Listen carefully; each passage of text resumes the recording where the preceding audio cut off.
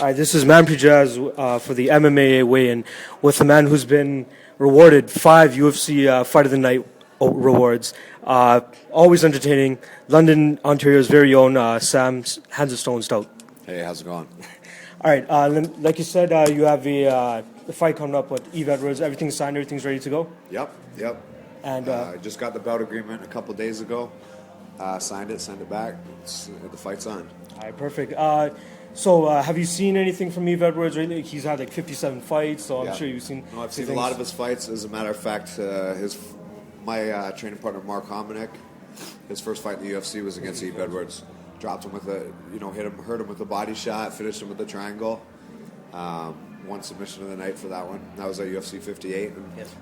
I've always been a big fan of Eve Edwards. He's been around the game.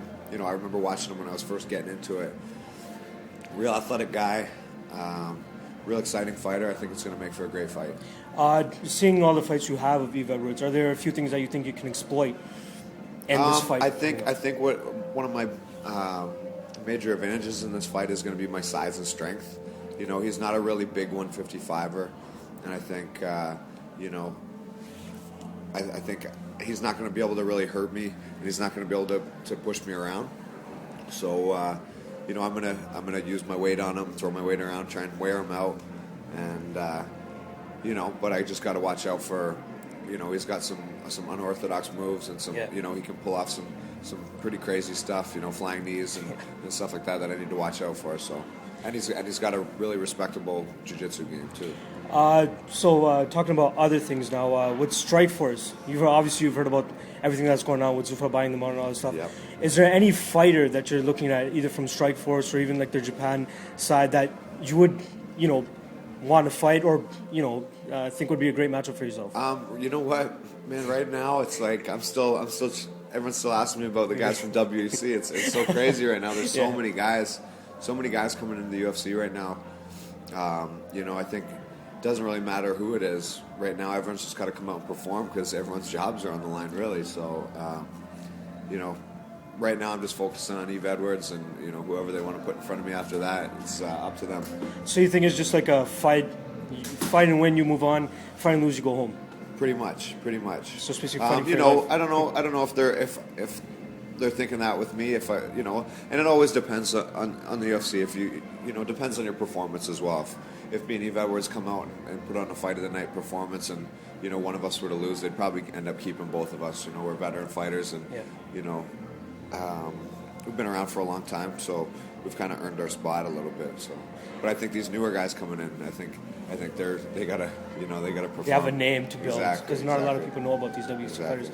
But speaking of there's been a lot of decisions lately, draws, Penn and Fitch, Edgar Maynard, and recently Frank Edgar was talking about on Inside MMA how he would even think about bringing in like an overtime round.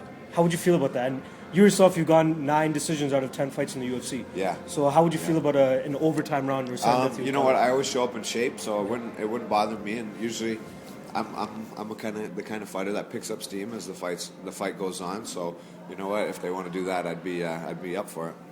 And I've actually, as a matter of fact, when I fought in K1 in Japan years ago, and that was one thing that they had is the overtime round. Yep.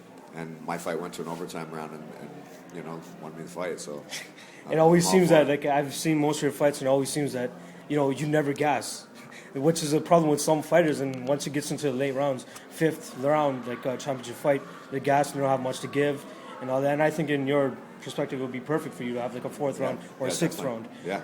But moving on though, Mark Hominick, a training partner of yours down in London. Have you been training with him for the Josie Aldo fight and all that? Or? Hell yeah. Me and him have been training partners for 11 years now. We own a gym together in London, Ontario called the Adrenaline Training Center. We've been training together forever. So this is the biggest fight that me, him, Chris, any of the guys, Chris Hordesky, any of us have ever had. So we're all really getting behind him. Everyone's in the gym every day helping him train. We're making sure there's tons of sparring partners there for him. My fight, even before I even had a fight announced, I was already working my ass off in there, making sure I was in shape, just so I could be in there to push him and help him. Because when he brings that title home, it's gonna, a little piece. I'm gonna feel like a little piece of it's, all of yours. ours, right? Yeah. Exactly. So. Well, especially it being in Toronto, it's gonna be the first UFC in Toronto and all that. Were you lobbying for a fight in Toronto, or was your I was injury hoping, still holding you back? I was hoping, but I wasn't able to give them an answer on whether or not I'd be ready in time.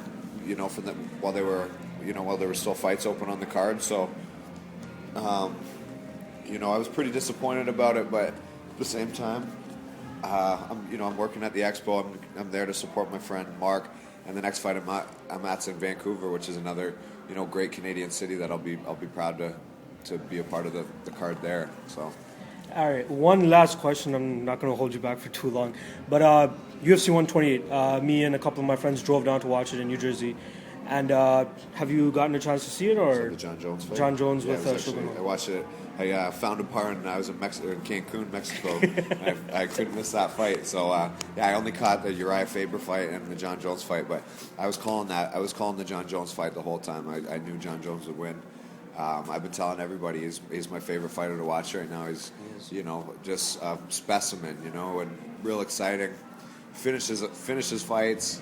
He just kind of bursts on the scene out of nowhere, and he's just been dismantling everybody. Nobody's even, no one's even given him a hard time yet. So it's real exciting to watch him, and I just hope they can find somebody that can give him a challenge. Well, they have Rashad Evans lined up for him. What do you think about that fight?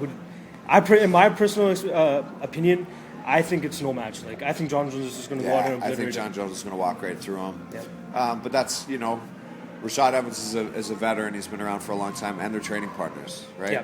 So, maybe Rashad knows something. Maybe his experience will help him, and he's got something figured out in order to beat him. But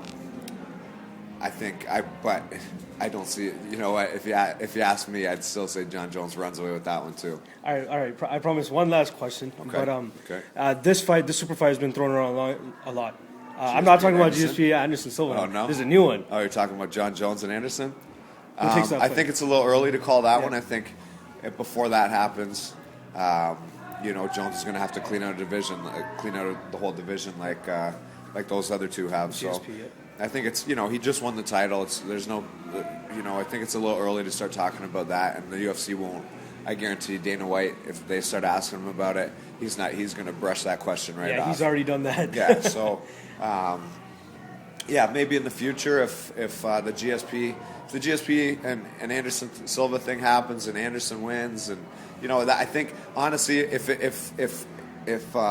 John Jones was a little further down, like further up on the ladder, and had already proved himself as a title holder, I would say that would be a more interesting matchup to see than GSP and Anderson, just because GSP and Anderson, there's such a weight discrepancy between the two of them.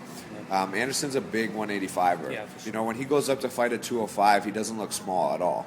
So, and they both have that similar body type and really a similar, not really a similar striking style, but some similarities between the two of them in the fact that they use the reach really well and have really good accuracy with their striking. So I think that would be a more interesting fight to see than GSP and George St. Pierre. But at the same time, it's not going to happen within.